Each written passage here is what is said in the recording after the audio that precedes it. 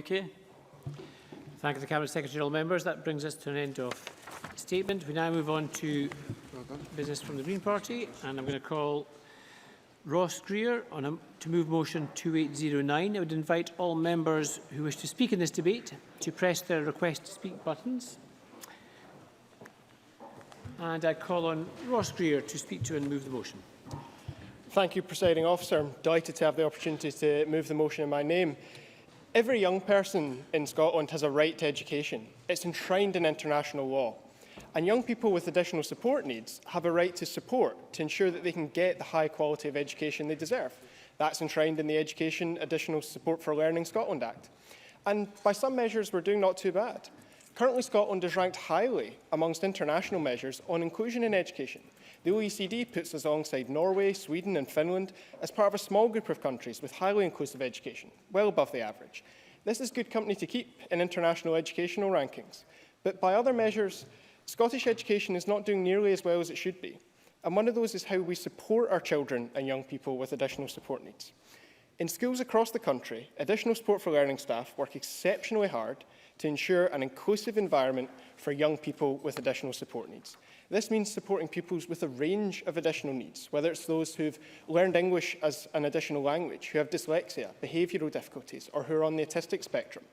Children and young people with additional support needs are by no means a homogenous group. Individual support is important for every child, but with those with these support needs, it is absolutely essential, and it requires dedicated, skilled staff to deliver it.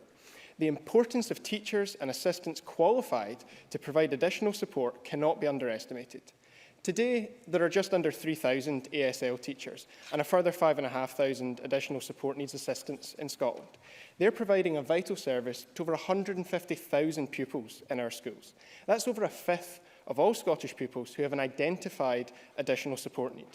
For those who don't enjoy the mental arithmetic, that's about one dedicated teacher and 2 support staff for every 52 pupils with an identified additional support need.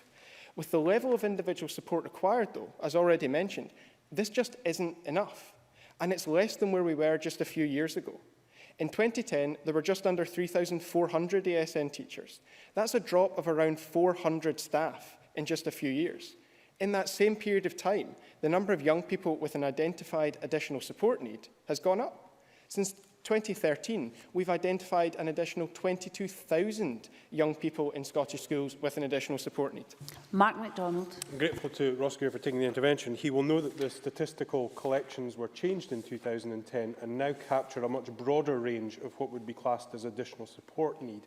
For example, a child who may suffer a family bereavement during the course of an academic year, which requires a short period of support, would be captured within the figures where previously they would not have been. Ross Greer. I absolutely take Mark MacDonald's point, and that's why it's essential, now that we've found there are such a large number of young people in our schools with additional support needs, and these young people had them before 2010, it was just a change in measurement, that it's absolutely unacceptable that in that same period of time, we've lost hundreds of members of specialist support staff. As we know, these children and young people from deprived backgrounds are far more likely to have an additional support need. So demand for support has gone up, and it comes on top of existing needs and educational barriers. But there's been a significant reduction in the staff there to give this essential support. Resources are already stretched thin. With cuts to council budgets, the situation is likely to get worse. Since 2010, local authorities have endured year on year of austerity measures, amounting to a near 7% drop in their total real terms revenue. If the government is to meet the targets it has set for itself on closing the attainment gap, a new approach is quite urgently needed. As mentioned, these are young people for whom the attainment gap is considerable. Only a third of pupils with additional support needs achieved 1 or more hires last year. That's compared to 2/3 of pupils without an additional support need.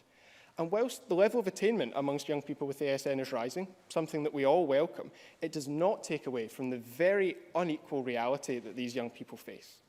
And with additional support needs disproportionately affecting pupils from lower income families and areas of deprivation, progress here must be made as part of the wider effort to give every young person a fair start in life.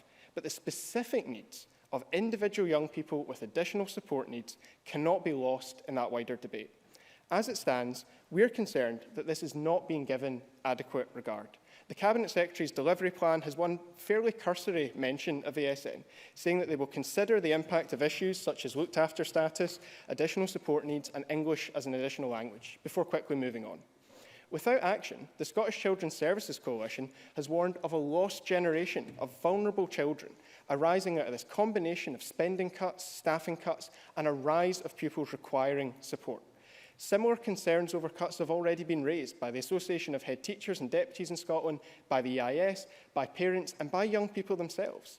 Young people and their parents and carers are acutely aware of what's happening. Enable Scotland have reported that more than 7 in 10 pupils with a learning disability say that they do not get enough help and time from teachers. 94% of their parents do not feel that the schools receive enough resources to work with them. And it is teachers who engage with their pupils on a daily basis who know how to provide the best support. No one in this debate, I'm sure, is questioning the dedication and the effort of teaching and support staff. But what teachers need is the time and the resource that will allow them to give the individual assistance that pupils with additional support needs, which all pupils require. When class sizes become too large, when teachers' time is stretched too thin, when specialist ASN teachers or support staff have been cut, that assistance cannot be adequately provided. The Scottish Government must ensure that local authorities have the budgets they need to ensure those resources are available to our schools. The Green Manifesto for this year's election set out a desire to recognise the skills and experience of additional support for learning teachers and restore a career structure that allows teachers to stay in the classroom. In Finland, additional support for learning is a promoted post. That is something that I've raised with the Cabinet Secretary and that I'd like to continue exploring with the Scottish Government, with teachers and with their trade unions.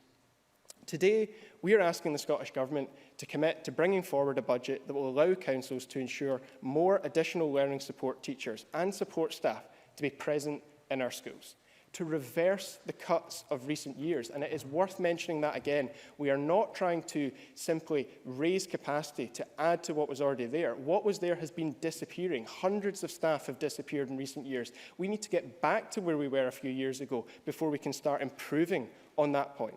We need to meet the increasing demand as more pupils are identified as requiring additional support. All of our young people deserve a quality education, centred around their needs.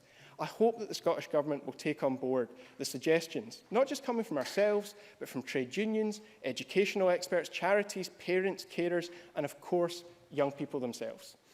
Politicians often in speeches come away with entirely cliched quotes from the last time they were in a taxi, but I was in a taxi last night, and without raising it myself, the driver brought it up himself, and I thought it was too good, it had to be raised today. The taxi driver that I had last night has a contract with Glasgow City Council to take young people with additional support needs from one school to another. And what he said to me, totally unprompted, didn't know who I was that what he wants is for politicians to spend a day, to spend a week with the staff in these schools. He, in his brief encounters with them once a day, is so impressed by the dedication, the effort, the compassion that these teachers and support staff are giving, and the additional support that they desperately need to provide every young person with the educational opportunities they deserve. I now call John Swinney to speak to and move Amendment 2809.3. Up to 6 minutes, please, Cabinet Secretary. Thank you, Presiding Officer, and I welcome this opportunity to take part in an important debate on the vital support for children and young people in our school system within Scotland. And can I begin with a point of agreement with Ross Greer that I don't enter this debate in any way questioning the commitment of teachers or other professionals who are supporting young people with additional support needs in our children. In our schools, I think they have a very, very demanding job which requires enormous commitment. I spend a lot of my time, frankly, engaging with people on these questions and in seeing the delivery of excellent practice in different educational settings within Scotland, in special schools, in mainstream schools, in every context. And what unites that approach is the fundamental foundation of the government's approach to education policy, which is our wider approach of getting it right for every child. So whatever the child's circumstances, in whatever setting, whatever their experience, their background, their circumstances, we accept our responsibility to do everything we possibly can do to ensure that we turn getting it right for every child away from just being a slogan, but into the experience that young people have of their education and wider support system within Scotland, particularly if they have individual needs which require to be addressed as part of the system. Now, Ross Greer has made a number of remarks in the course of his contribution about the disproportionate cuts to local authorities' budgets, and I want to take a little bit of time to address that particular point. Audit Scotland, on behalf of the Accounts Commission, published their report into local authorities' spending this week and revealed that, far from being treated unfairly, reductions in real terms funding of councils since 2010-11 are the same as the reduction in the Scottish Government's total budget over the same period. Also, we know, we know that last year, rather than there being any cut in funding, spending on additional support for learning increased by £24 million to £579 million. Of course, I give one. Ross Greer. Thank the Cabinet Secretary for the intervention. Is he not aware that the figures he cited can only be brought about by excluding non-domestic rates, something which even Spice doesn't do when it produces the figures? When those figures are produced, it shows a disproportionate cut for our local authorities when the austerity from Westminster is passed on.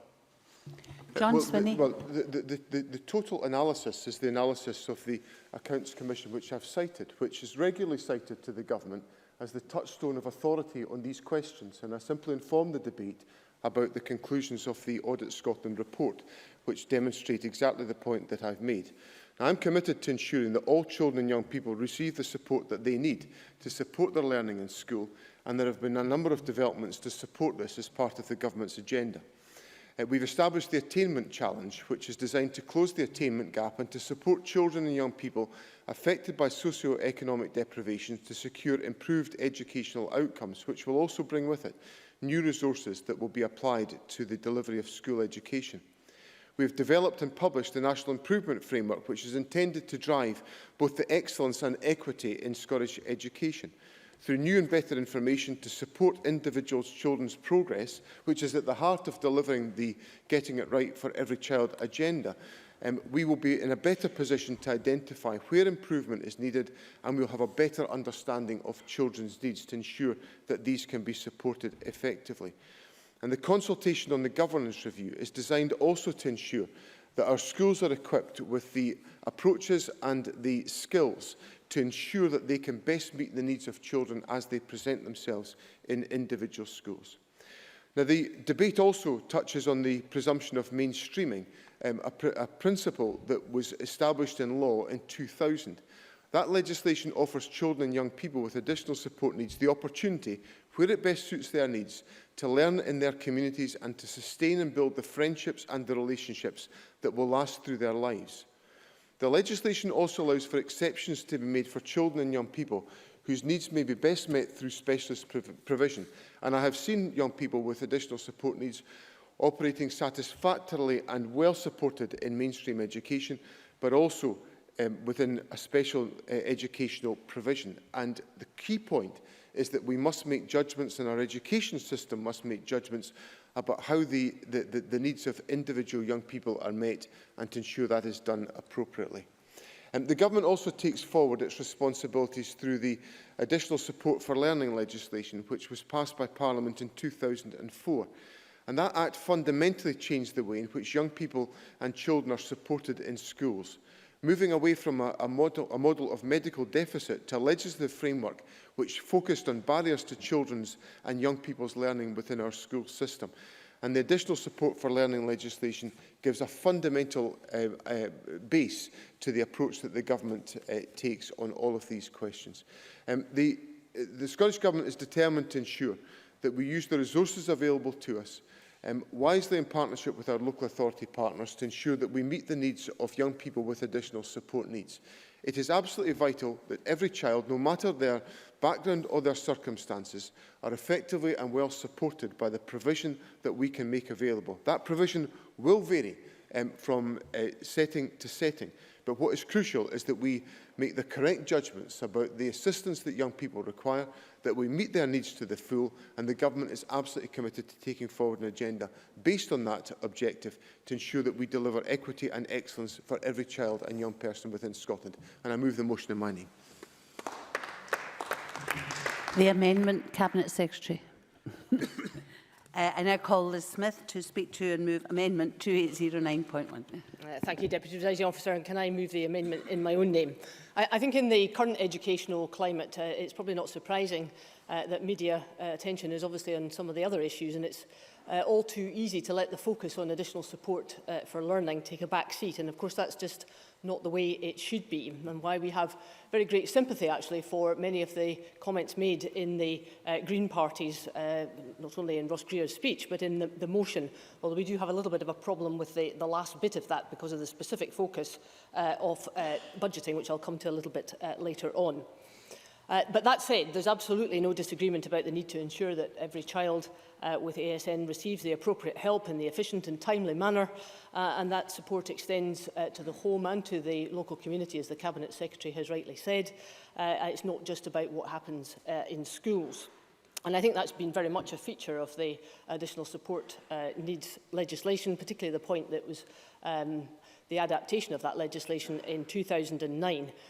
But I do notice that many of the comments that are made to people who work in this sector, that there remains an issue about some of the data that is collected and just how clear that data is in measuring the efficacy of the policy. Notwithstanding that, the statistics that we do have obviously speak for themselves, and Ross Greer has outlined some of these. I think they're right to make these points. And that includes, obviously, concerns that have been put to us about the number of educational psychologists, for example, because, as we've said before, the complexity of the definition of ASN is increasingly diverse, actually. Mark MacDonald alluded to that too. And that definition puts an additional pressure on staffing. And could I say at this stage something that I think is very important about ensuring that those with the expertise do have the appropriate access to ASN work. And can I just pick up a comment that was made back in the Residential Childcare Qualification Report of 2012, which was very supportive of Scottish Government's desire to have a professional qualification throughout the profession, all very important indeed. But there was a little bit of concern that the necessity of having a level 9 qualification for many of the staffing was just a bit too restrictive, and that was putting great pressures on some of the schools that have residential facilities, not just in terms of attracting the right members of staff to work in that profession, but also in terms of putting considerable stresses and strains on retraining and upskilling their existing staff, and of course, as a result, having to pay enhanced salaries. And I think Mr Swinney and I have two of these smaller schools in our own local area, and that was a point made to us. We have to be mindful of that situation. I think one of the other very important aspects of this debate is about the question of mainstreaming, and the Cabinet Secretary is right when he alludes to the fact that that's a fundamental position of all parties, I think, within this Parliament. And in fact, I think I'm right in saying that the OECD praised Scotland particularly for the inclusive approach to education. But sometimes mainstreaming is not the best answer for individual children. In fact, very much not the right answer. And I think we have to be very careful that we don't have a system whereby mainstreaming is an accepted basis simply because we like the idea of mainstreaming. I think it's very important that we have to look at the educational values, and I think the Cabinet Secretary made that point himself, because that is hugely significant in providing the very specialist services for specialist needs, some of which are in the private sector, but some of them sometimes mean that a child has to go to another local authority rather than their own. I think that's a very important point.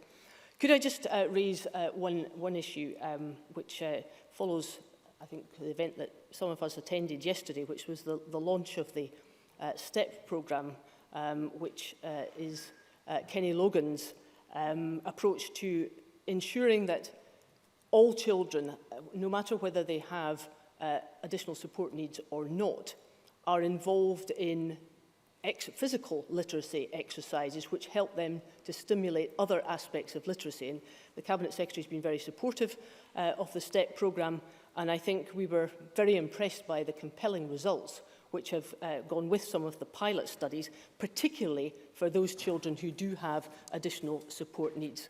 So may I just finish, Presiding Officer, on the fact that I think there are many recommendations that have been put to us by those in the sector, and I think that it's very important that we see this in the context of the round whereby we are looking after the individual best interests of every child, but on top of that, the resources and the way that the attainment fund is developed.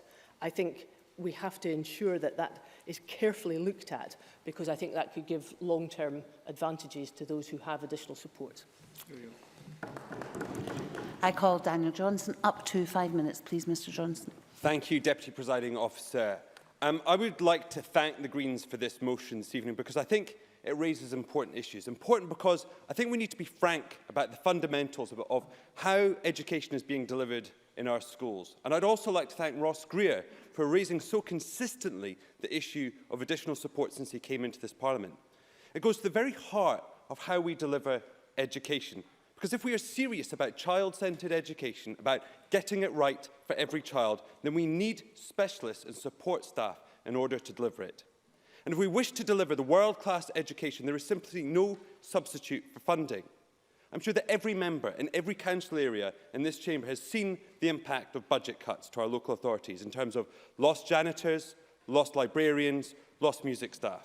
And we've heard the stories from teachers as they struggle to fund the basics, whether it's stopwatches for labs, textbooks for classrooms, or even photocopying. And that's why this debate is important.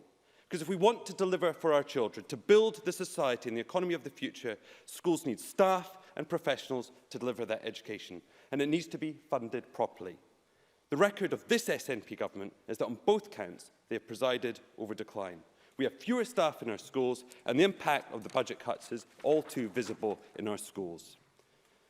On additional support needs, we have seen rising numbers of children with additional support needs, as Ross Greer rightly pointed out. Since 2010, we've seen a 120% rise. There are now over 150,000 children who need some sort of additional support to learn in schools. Now, that's not bad news.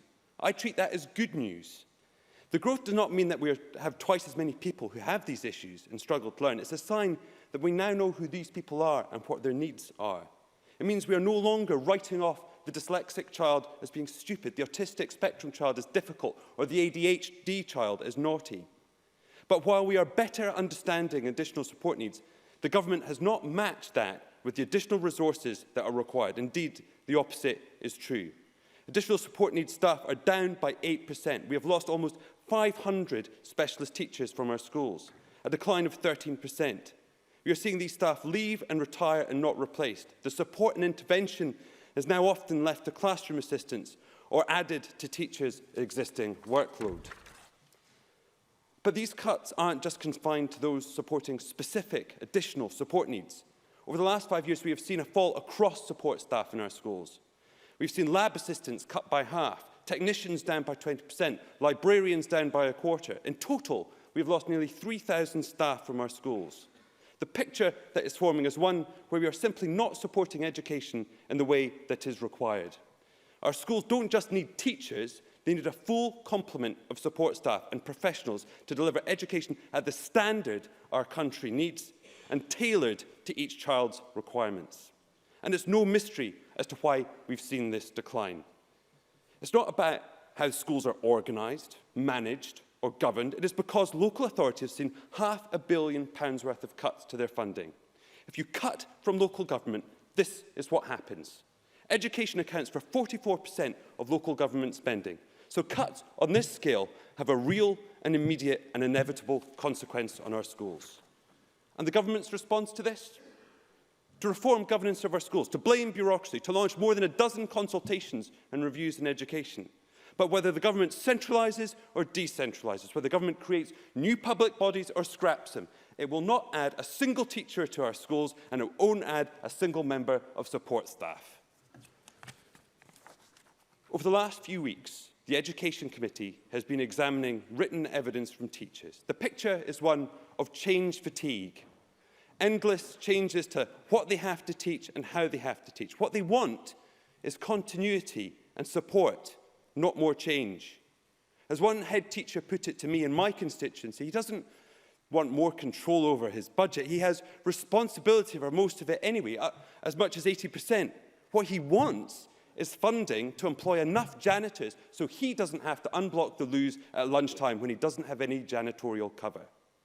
This is a political choice. This government does not have to preside over falling staff levels. It does not have to cut support when we provide the children we need it. So let's back this motion. Let's see the Scottish Parliament put forward a progressive budget based on progressive taxation to use the tax-raising powers to invest and protect our education in this country, not cut it. Thank you.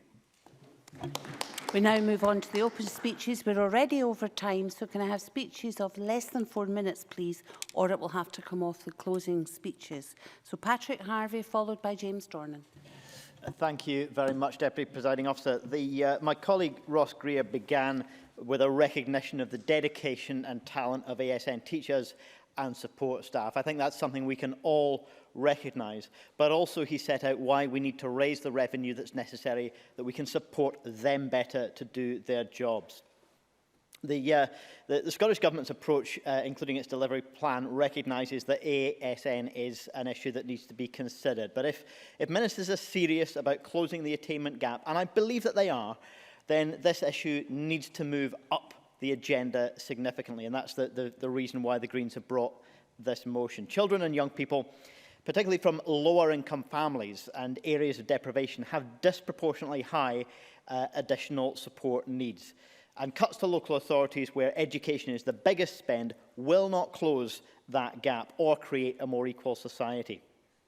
Children and young people with additional support needs are also significantly more likely to be excluded from school.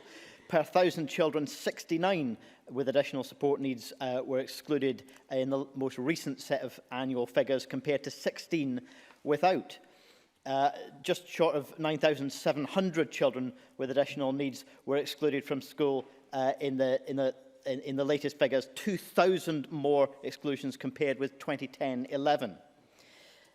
Children and young people getting support for mental health problems are twice as likely to be excluded from school as those without. It's another link to demonstrate how ASN need to be part of the closing the attainment gap agenda. The Rowntree Foundation also tells us that children living in low-income households are nearly 3 times as likely to experience mental health problems than their more affluent peers. 1 in 5 children lives in poverty in Scotland. That so many children experiencing poverty and mental health problems don't have access to sufficient or appropriate resources and support and are being excluded from school as a result is a shameful failure. Now, while overall patterns of attendance, qualification and leaver destinations have been slowly improving, children with additional support needs continue to face these increasing levels of exclusion. The lack of ASN provision in schools can also result in the misidentification of a child's behaviour as simply disruptive, a misunderstanding of the causes of their behaviour, and then a limited exploration of the possible positive ways to engage with that child in line with their particular needs. That can be the result. And this is a complex process. The Greens are not here today to pretend that there's a simple or easy agenda to respond to. But that reality, that difficulty and complexity of this issue demonstrates why well-trained, well-resourced professionals equipped to identify educational objectives in line with a child or young person's additional needs is absolutely vital, and giving those professionals the resources that they need to do their job. According to the NESUWT, 92% of teachers said that their school doesn't always get access to the external support to give pupil support where it's needed. And this must be an overwhelming and bewildering experience for parents in particular. The assessment processes, accessing services, going through the child's eligibility, that in itself is a complex and emotionally draining experience, and ASN teachers and support staff are necessary to help them through the process too. In closing, Deputy Presiding Officer, I know that Ross Greer and John Swinney have disagreed about the budgetary implications in the past, but let's remember the cuts to local authorities priorities which are yet to come if Derek Mackay was right about the cuts we're anticipating to the Scottish budget. It's time for the revenue to be raised to meet the need that our children and young people so clearly have. James Dornan, followed by Tavish Scott. Thank you, Presiding Officer, and I'll try not to take the 4 minutes up. Do appreciate your short. Don't try, Mr Dornan, do it. You should not get into a debate with me now. I'll never make it. Okay, my apologies. It was interesting to hear Daniel Johnson's contribution, and one of the comments he made just at the end was, for me, crucial to this whole debate. He talked about political choice, and he's right. You know, where the government puts their money is a political choice, and what they've done is they've made sure that the local authorities have not suffered any more than the Scottish Government has done. The Scottish Government don't sack teachers. The Scottish Government haven't got rid of the psychologists. It's local authorities that have done that. It's local authorities that make a political choice to not hire the teachers that are required. It's local authorities that decide to close down some schools for children with assisted support needs. There's no point standing up. I have no time to take interventions. They close down schools that are working well with some children with assisted learning needs and then put them into mainstream. When some of these children have already left mainstream school because they weren't capable of it, these choices come not from here, but from local authorities. So that's the money. We suffer a budget cut. That budget is then shared out among local authorities and amongst others. We have to be realistic about the money we've got. But the Scottish Government is spending a lot of money to try and help children with assisted support needs. A lot of money. In 2010, they started with their autism strategy, which has done a lot of good things since then, and there's still much more to do. We do not have an endless bucket of money that we can solve every problem with. We have to make decisions. We've made wise decisions. We've made decisions spending in education. We've made sure that education is protected as much as it can. But when it gets down to those local decisions, they are for local authorities to make. They are not for the they're not for the Scottish Government to make. And then you say that you're not the head teacher you spoke to says he's got 80% of his budget, but he doesn't want that extra money. I find that very strange. I mean, it's just weird if he feels... So there's a head teacher out there that doesn't want to have control over extra money, which could be used then to support these children with assisted support needs. So it just... Well, he could use... Could you stop having private conversations, please? My apologies, Presiding Officer. The money has been given to local authorities. Local authorities have made their decisions about how to spend it. And don't get me wrong, these are not easy decisions. Everybody's having to make difficult decisions. But let's make sure that if we're putting pressure on people to make decisions at that local level, that we're putting it on at the local level where it should be. And Ross Greer talked earlier about the impact... the Scottish Children's Services Coalition's press release talked about the cuts in public services mean that Scotland faces the prospect of a lost generation of children and young people with additional support needs, making it extremely difficult for the Scottish Government to close the educational attainment gap. And that was because of Philip Hammond's budget. That's what that was about. But again, I asked the same question. Sorry, Presiding Officer, I asked the same question. If we're accepting that Philip Hammond's budget is making it hard for the local authorities to do it, then how can we possibly, if we've got less money, how can we possibly be putting out more money that we don't have? Now, I accept that you're short of time, and that's 3.5 minutes, and I want to try and stay in your good books for a change, so I'm going to finish at that point. Thank you. Tavish Scott, followed by Jeremy Balfour. Thank you, Deputy President. Can I come between James Dornan and Daniel Johnson and speak through you, of course, Presiding Officer, but actually, if I could just gently say to Mr Dornan, but you do have choices. Every government has choices, of course they do, because Mr Swinney, when he was the Finance Secretary, I know you're agreeing with me, but I'm going to talk through the Presiding Officer, otherwise she'll shout at me as much as she'll shout because Mr Swinney, when he was the Finance Secretary, of course, had the choice as to what extent of the changes, I'll use the word changes rather than cuts, the changes to local government finance would apply to local councils as to any other part of the public sector. So there's that choice, and I accept that's the choice that the government of the day have made. But there's also, of course, the choice about using the tax powers of the Parliament. Now, again, perfectly sensible and, or maybe not sensible at times, debate about whether you wish to use those powers and whether they impact on these families or that families or this income bracket or that income bracket. But please let us not have a debate which says we don't have choices, because we absolutely certainly do. And I know James Dornan is not making that point in absolute terms, but I think it's important to recognise, as as Ross Greer and the Greens have done in opening this debate today, that those choices do exist. And I want to thank Ross Greer for the way in which he expressed his remarks earlier on. Because this debate this afternoon follows the Finance Secretary's earlier remarks about the autumn statement, in some ways, because if Ross will forgive me, this is a money debate, then the best place to start is in the remarks that Derek Mackay made to Parliament half an hour or so ago. And while I don't, of course, expect him to set out a budget, he's doing that in 2 weeks' time. What he did say in terms of commitments was in relation to education and to spend in education, he mentioned quite specifically to further expand early learning and childcare to 1,140 hours a year. Now, that I quite accept is the government's commitment they've made in the recent election, and they're quite right to seek to deliver that. Believe me, I come from a place in politics where it's a good idea not to say things, or rather to deliver things you say you're going to deliver as opposed to not to.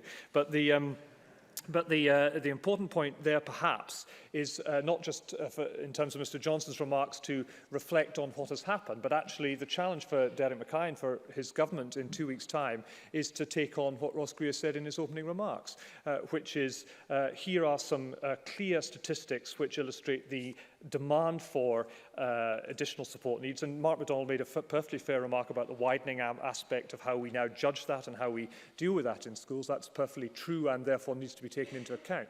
But given that, what I suppose many of us across this chamber who do care, as I suspect people on all political sides do, is how the budget will respond to that. That is going to be the test of any government. It will be the test of Mr Mackay as the new Finance Secretary when he outlines that budget. And I suspect in the context of today's debate, what Ross Greer and the Greens are rightly saying to Parliament is that they believe this is going to be an important area to make sure there is spend in this area, which reflects that rise in demand that Daniel Johnson, Ross Greer, and indeed, in fairness to Liz Smith, mentioned as well. We may come from different places as to how we pay for that, but I think it's important to recognise that. One other point, if I may, to get me in under time, Deputy Presiding Officer, is I would urge in that consideration, because I think it goes to the root of the remarks that Ross Greer was making in terms of how local government plan for this over the future, is, as John Swinney will, I hope, concede, and as the Accounts Commission made clear in their report to Parliament this week, the Scottish Government have provided councils with one-year funding settlements in 15-16 and 16-17. For those of us who remember the halcyon years of three-year funding settlements, it wouldn't half be helpful if we went back to that, and I encourage Mr Swinney and his ministerial colleagues to do exactly that. Jeremy Balfour, followed by Monica Lennon. Thank you, Deputy Presiding Officer. And can I declare an interest as a councillor here in Edinburgh City Council? I think all parties, as already been said, want the best interest for every child and want the right support there for every child. As we've already heard, the number of children with additional support needs has increased over the last few years. I actually think that's good news rather than bad news. We have better diagnosis, we have better recording. But out of that, we also have to recognise that each child is individual. Yep. And if I can start where I left with my question with the Minister yesterday, to say I agree that this government does believe the best interest of each child needs to be met. But I am not convinced yet that that is worked through to each local authority and to each officer within local authority. Too often children will be labelled with a label. Yeah. If you have a certain condition, that is what the extra support needs you need. Rather than saying each child is different and should be assessed in what need he or she requires. It is vital that the need of the child is put first rather than any cost implication. When we're looking at additional support needs, we often and rightly focus on the classroom, what happens in that learning experience. But for certain children, actually what happens at lunchtime, what happens at break time, is as important, if not more important, than happens in the classroom. Social isolation can be devastating for a child, whether through a disability, physical or mental, or through some other reason that they need that additional support need. That must be carried through not only at the classroom, but to make sure that child is included in all the activities of the school and is not bullied when the teacher's back is turned. My colleague Liz Smith has turned and spoken about mainstreaming. But there has been a 25% drop of special needs schools in the last 7 years. And that does lead me to some concerns that where it is appropriate, and I accept in most cases it won't be, but where it is appropriate, is there actually a school for that child to go to? And I think we do need to look at the provision of special needs schools across the whole of our country. Because this is not an issue for Edinburgh or Glasgow or Highlands or whoever. It is an issue for the whole of our country. And I do think we need to make sure that parents and professionals and the child are consulted, but where that is appropriate, that local authority does have a resource, either within its own area or within another area of Scotland, to make sure that that place is there. Finally, Presiding Officer, can I turn to one other issue? And that is what happens once a child leaves the school. Because additional support needs are only working if that outcome is successful. And this is where I think the biggest concern must be faced by all of us. The number of modern apprenticeships started in 2014-15 by self-declared disabled individuals was 0.41%. If you look at those in employment between 18 and 24, that figure is 8.6. And even that figure is too low compared to the number of disabled people here in Scotland. So I would ask the Minister and his team to look at why are people failing when they leave school to get into these apprenticeships, and what extra support needs do they need, not just at school, but as they go on to college, university, apprenticeships, or some other form of employment. Thank you very much. Monica Lennon, followed by Fulton McGregor. Thank you, Presiding Officer. I warmly welcome the motion from Ross Greer and the acknowledgement of the importance of additional support for learning in Scotland's classrooms, and I also declare an interest as a local councillor in South Lanarkshire. There is no doubt that additional support for learning teachers and support staff are absolutely vital to the successful development of children with additional support needs. Without this targeted support for those who need it, successful outcomes for children with additional support needs becomes much harder to achieve, and the extra pressure on teachers has a knock-on effect for the development of all children in the classroom. Making sure we have adequate support for pupils with ASN is crucial, not only to their individual development, but also to closing the attainment gap. But we've heard today repeatedly that resources are not keeping up with the needs of children and young people with additional support needs. And I hope this debate will persuade any member or minister who's been in need of persuasion that that simply is the case. We've heard from the official figures that we have for 2015 that over 1 in 5 children were registered as having additional support needs, a big increase of 16%.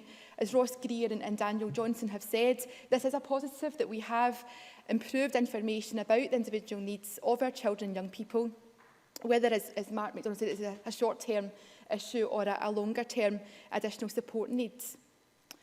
But despite this better information, there has been no increase in numbers of support staff able to support children with additional learning requirements. In fact, as we've heard, the number of dedicated learning support and additional support needs teachers has significantly declined by 13% over the last 5 years. It's now at the lowest number that is on record. Over the past 5 years in primary, secondary, special schools and centralised provision, overall support staff is down by over 1,500, a decrease of 7%. This worrying trend, coupled with the fact that the numbers of children with additional learning requirements is on the increase, is what led the Scottish Children's Services Coalition to release the joint statement that they made this week, warning that we face a lost generation, a statement they haven't made lightly, of children and young people with additional support needs, unless we reverse the cuts to public service and make further investments in education. So I would say it's to the credit of Ross Greer and the Scottish Greens that they've used their parliamentary business time today to allow the fears of the Scottish Children's Services Coalition and parents to be heard. Yesterday, during topical questions, I raised the issue with the Minister for Children and Early Years, Mark MacDonald, And I was disappointed that he was unable to rule out further cuts to local authority budgets in order to protect the most vulnerable pupils. The Minister stated in a figure that's been repeated today that ASN spending across Scotland increased by 24 million in 2015. But that's an increase of just 1% on the year before. Of course, any additional funding for education and pupils with ASN is welcome, but the fact remains that we can and we must do more.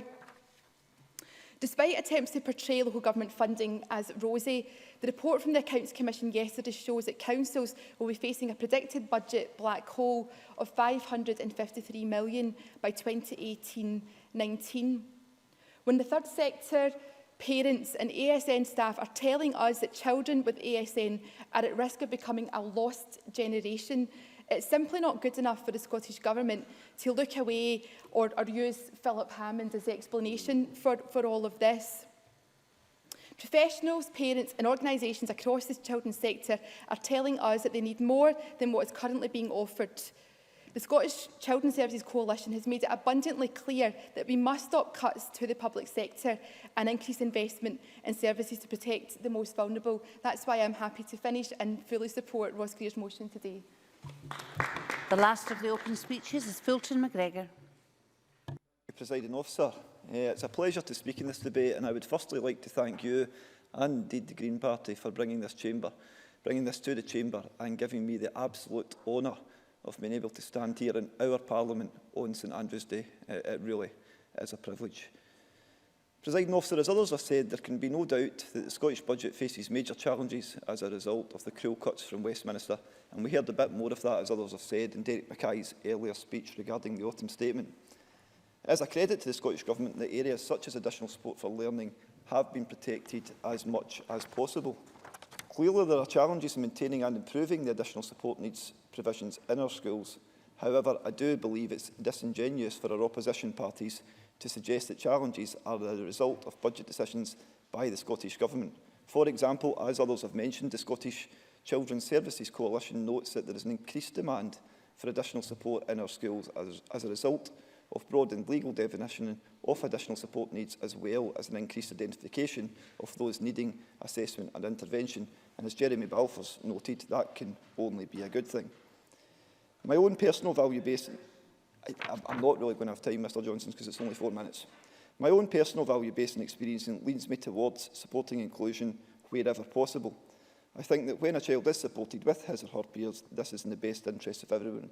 And I do believe the Scottish Government have made good progress in this area. And I myself actually seen that in my own work before becoming an MSP over the period of time.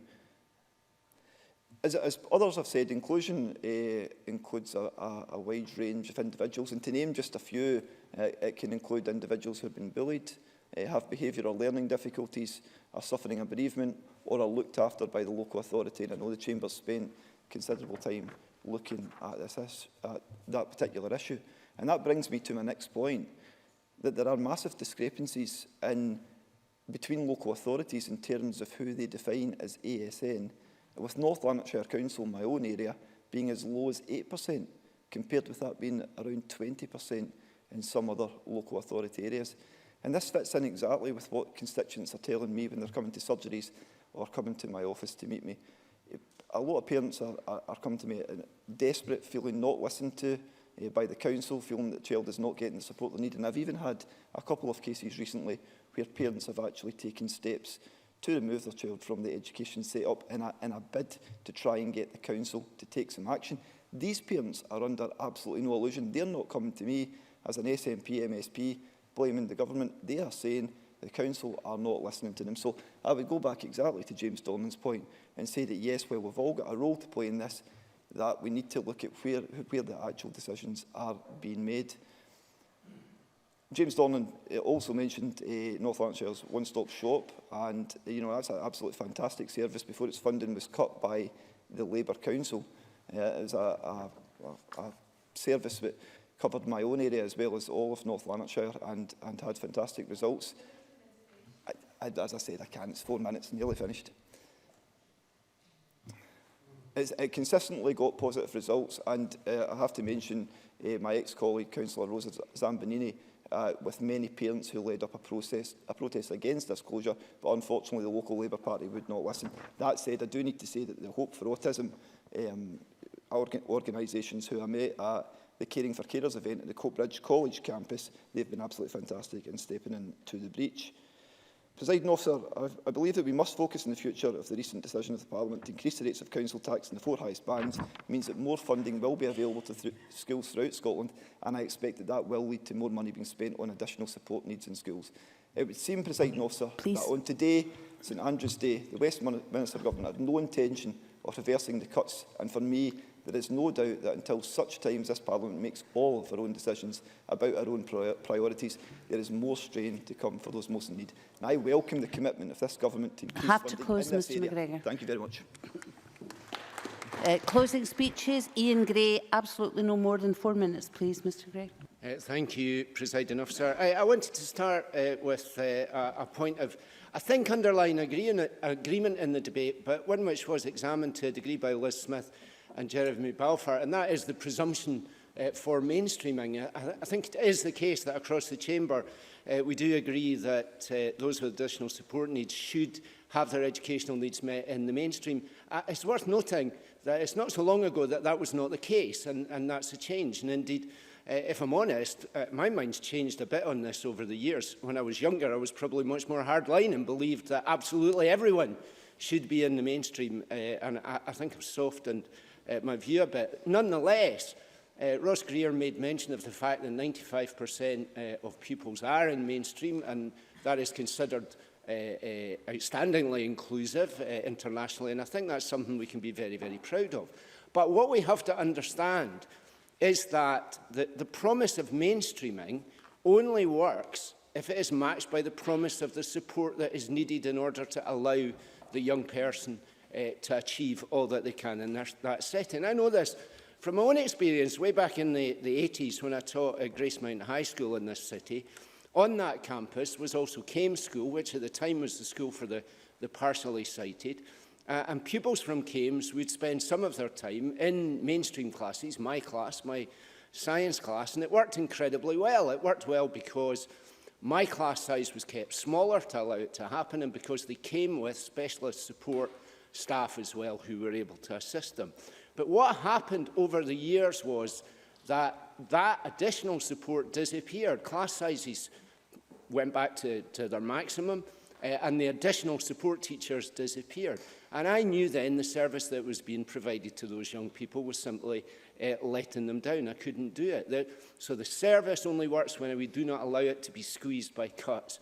And my fear is that we are in a similar position now, today. Now, both the Cabinet Secretary and the Minister, I understand the challenges faced by additional support need children, and are absolutely sincere, I'm sure, of course, in their desire to serve them well. But I do think there has been a degree of denial. All of us who have constituents, I think, will have constituents who will have told us that support for ASN pupils is shrinking, that pupils who perhaps had support for the whole week a couple of years ago now will only have it for half the week, or who had a support worker to themselves will now be sharing that support worker with somebody else, or perhaps even two other pupils. We heard on the media yesterday people saying that was what was happening to their children. The Children's Services Coalition tell us is happening. So I don't think we can deny that.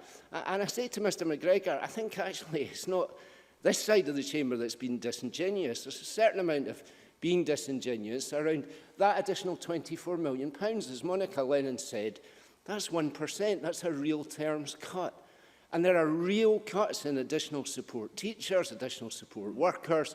It doesn't matter which kind of support worker we look at, we actually see that their numbers have been reduced. And that is a real consequence of the cuts to local government. And, you know, we can argue about whether local government have had their fair share of cuts or more than their fair share of cuts till the cows come home. The important thing is that I say to Mr Dornan in particular, as of today, this is our choice. We don't have to accept Philip Hammond's budget. Mr Dornan and his colleagues need to learn to feel the must close, freedom, Mr Gray. make their own choices, raise their resources and support our children in our schools. I call on Ross Thompson. Less than 4 minutes, please, Mr Thompson. Thank you, Deputy Presiding Officer, and I'd like to declare an interest as a serving councillor on Aberdeen City Council. Across this chamber, we do have the ambition to ensure that absolutely every child, regardless of whom they are, where they are from, or their circumstances, should be able to reach their full potential.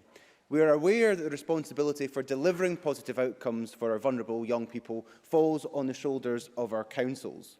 Now, given the increasingly challenging financial situation that our councils are facing, we have seen council spending on in-school support for pupils fall by 11% since 2012, and funding for charities outside school has also fallen. This is despite in all local authority areas, with the exception of Shetland and also South Ayrshire, the percentage of children with additional support is increasing. This gives me actually an opportunity to talk about the work in my own area and talk about Aberdeen City Council, which has carried out a full review of inclusion, which concluded its work in August 2014. Now, the recommendations of that review are being implemented and some great progress is being made. The review highlighted that many children were needlessly travelling long distances to access appropriate support for their needs and that there was a lack of support in mainstream schools.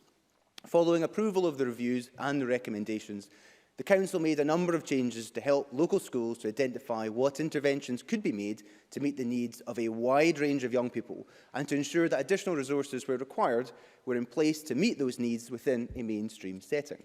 Since 2014, the number of children with additional support needs that now attend their local school with their peers and siblings has significantly increased.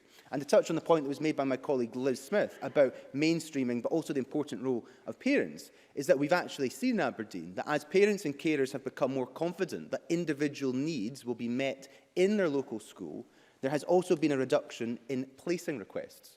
Furthermore, the number of children being transported to a school out with their local area has reduced and continues to fall. The point raised by my colleague Jeremy Balfour in relation to not having a particular school to go to, I'm pleased that Aberdeen City Council are constructing a new £17 million Centre of Excellence for children with additional support needs. This Centre of Excellence is the first of its kind, will be a hub for best practice in supporting learners with additional support needs, providing a hub for outreach services such as speech and language, a new resource centre for training facilities, and a community hub for families and charities to access. In conclusion, Deputy Presiding Officer, as my colleagues have articulated in this debate, those of us on this side of the chamber welcome the increase in funding for the Scottish Government's Attainment Fund. However, rather than it be assigned to a particular school, we believe it should follow the child, and particularly those with additional support needs.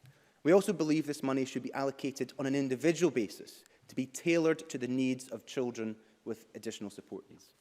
Some great progress has been made, but there's still work to be done, which is why we need to continue to work in partnership with agencies such as the NHS and the third sector, parents and the young people themselves to deliver a holistic service which truly meets the needs of young people, of children with complex additional support needs, and ensure that that is delivered. Thank you, Deputy Presiding Officer. Call on Mark MacDonald. Absolutely no more than 5 minutes, please, Minister. Okay, thank you very much, Presiding Officer, and we'll try and get through this as best as possible, because there are a number of points that have been raised, and I want to begin by thanking Ross Greer and the Greens for bringing this debate to Parliament today.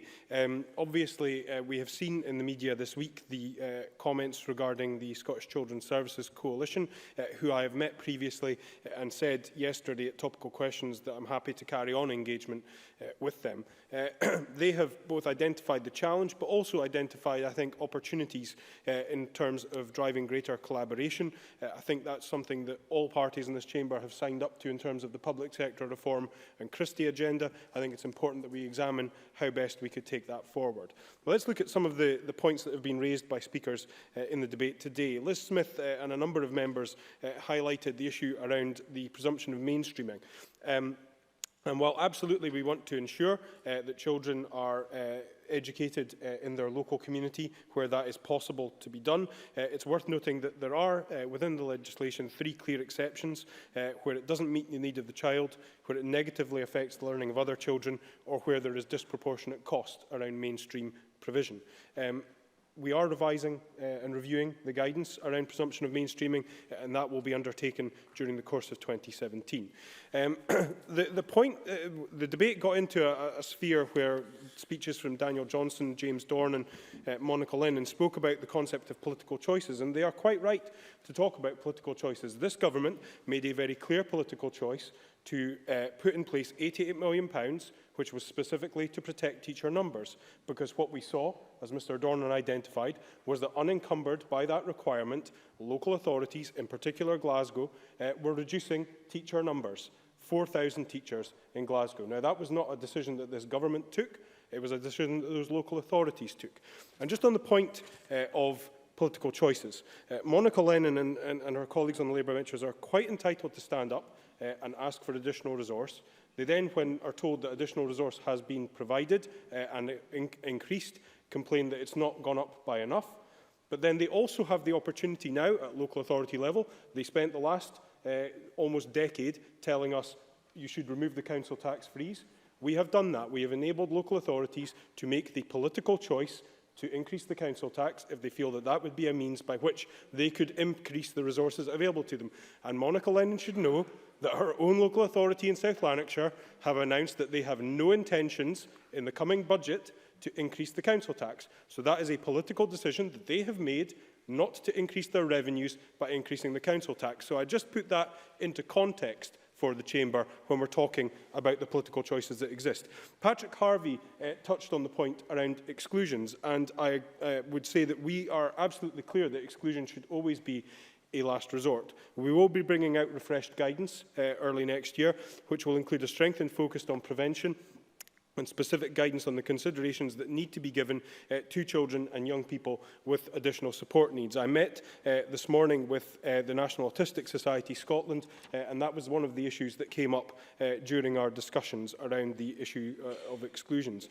In terms of the approach that's taken in relation to teachers and teacher input, I think it would be fair to say, first of all, that we have to ensure that we do not create the perception that those teachers who are not additional support for learning teachers are not in a position of capability to support and deal with some of the issues that children with additional support needs face. We've seen an increase in terms of the number of classroom assistants who are available to support those teachers. 111 is the increase that we've seen in relation to classroom assistants. But also, teachers have a range of opportunities, both through initial teacher training, but then through continuous professional development, to build those skills in order to deal with some of the issues that they may face in their classroom. And the point was made by, I think, was it by Mr Johnson, about, oh, it's not about reducing bureaucracy, but the fundamental point about reduction of, I'm sorry, I'm in my last minute, fundamental point about reduction of bureaucracy is that it doesn't just free teachers up to be able to teach, it also frees teachers up to be able to undertake that continuous professional development, which enables them then to harness and enhance their skills. Ross Thompson highlighted the situation in Aberdeen, and in relation to Jeremy Balfour's point around special schools and the potential reduction in relation to those, I was going to highlight some examples from Aberdeen, which of course is also my local area. I would look at Mile End School and Bucksburn Academy. Now, these schools would not be classified as special needs schools, but within them there is a very strong additional support need provision contained within those mainstream schools. So there are different approaches being taken, but I will reflect on the point that Jeremy Balfour has made. Presiding Officer, there have been a number of points made, which obviously I'm not having time to cover. I will look at the official report and will happily write to members if there are points which I perhaps need to expand upon beyond the debate. I call on Mark Ruskell to close this debate. A very tight 6 minutes, please, Mr Ruskell. Thank you very much, Presiding Officer. And I'd also like to declare an interest as a councillor in Stirling with some difficult choices to make, Mr Dornan, in the months to come over budgets. I'd like to thank all the contributions, including from the ministers as well this afternoon. I thought we've had some very thoughtful contributions, and I think what all the speeches outlined is that there's a pressing need to ensure that every pupil with additional needs has the support in place to ensure they receive a high-quality education. And if we're truly to meet this Parliament's aim of closing the attainment gap, then we must support all of our pupils to learn in the way that best suits them. And I welcome the announcement there from the Minister around the review around mainstreaming. I think that's an important point that was raised by Liz Smith and the Minister. The number of children needing additional support has risen dramatically in the past 5 years, which was reflected on by a number of members. with 1 in 5 pupils now estimated to have additional needs. And again, I thank Mark MacDonald for pointing out that the definition of children needing additional support has been widened recently. And I think, briefly, yes. Ian Gray. Well, the member note that the change in definition took place in 2010, but the increase of 16% is since 2013. So that's not actually an explanation for the increase. Mark Ruskell. Point on board, but I think the key thing now is to think about how actually we meet the needs of those children that have been defined as needing additional support. And, you know, there's a recognition, I think, that particularly under Getting It Right for Every Child, that centred approach on the needs of the individual is important. Fulton McGregor, however, raised an issue around the disparity in how we identify those children with additional needs between councils. I have to say, as a father of a child with Asperger's myself, that the kind of early assessment that he got in P1 when he started school was excellent. And the kind of support from the professionals in the classroom and additional support workers and others has been fantastic. But I see those pressures now building up in the classroom over resources. And it's a concern for me as a father, as it is indeed for many constituents who get in touch with me and members in this chamber. Now, we know that children with additional needs continue to have lower attainment than their peers and are more likely to be excluded from school, a point raised by Patrick Harvey. Those children are also less likely than their classmates to enrol in further education, training or a job on leaving school. And I think Jeremy Balfour raised an important point there about the transition from school out into the wider world that we need to take cognizance of. And yet, with tightening local authority budgets, we have seen the number of highly qualified additional support for learning teachers fall by over 460 teachers since 2009. And I think, you know, we need to perhaps pause and have a look at what is actually happening in the councils, because, you know, we could argue about the causes of some of the cuts that are coming through and whether Audit Scotland figures include NDR or whatever, or whether it's all Westminster's fault. But actually, the reality is that these cuts are happening, and it is time not just to stand still, but to reverse these cuts and to actually put the provision of additional support back into our classrooms again. I think it was a point made strongly by Ross Greer and Monica Lennon, and also by Ian Gray, reflecting on his extensive experience as well. And the reality is that when I talk to directors of education, they're under enormous pressure, James Dornan. Yes, there are local decisions that need to be made. But, you know, directors of education are the biggest budget holders within local authorities. And although, yes, I recognise that teacher salaries as the biggest component of that biggest budget have been protected under local government settlement, the fact is that the other aspects of that education budget have not. And they are being cut, and I think it's an unintended consequence of that policy, because we're now seeing pressure on other areas within education. I think Daniel Johnson pointed out some of the impacts that are being felt in the classroom. Reduced budget for paper, reduced budget for caretakers, reduced budget for music tuition specialists and others. But it's particularly a concern of many of our constituents that these cuts are falling onto ASL teachers and classroom assistants. Now, I think we have got some choices here. Liz Smith talked about the flexibility that's needed within the Scottish Attainment Challenge Fund, which is an issue that I brought up in this chamber last week. And I'm glad to hear that the Cabinet Secretary is reflecting on that and how we allow head teachers to have genuine flexibility about how that fund is used. I mean, that's a welcome step forward. But, you know, there's a more fundamental political choice here that's been raised by a number of members, including Tavish Scott and Ian Gray and Monica Lennon and my Green colleagues, which is that, you know, we have got a political choice here. We have got tax-raising powers in this Parliament. Yes, councils will now have the ability to finally raise council tax. It'll be interesting to see which councils actually take that up. But it's capped at 3%. It's capped at 3%. And I think with such an important topic, and so many other pressures on local authorities, from health and social care to the sale of assets and reduction of services, we need to make progress. So the Greens motion today, I think, is a wake-up call to the Scottish Government that these vital posts in our schools cannot be overlooked if we're to make real progress on closing the attainment gap. Training in additional support needs is not currently mandatory for teachers or support staff, so in raising more revenue for education, local authorities can also be in a better position to ensure more staff, both teachers and assistants, are better informed of how to respond to pupils' needs and behaviour and address any problems as they arrive. Presiding Officer, while we respect that decisions on education spending lie with local authorities, Our call is for this government to provide them with the financial resources to address the growing shortfall in ASL in our schools, ensuring every individual child's needs are not just assessed and recognised, but are actually acted on to deliver their full potential. Thank you. Thank you very much. That concludes this debate. A few seconds to change over front benches, please.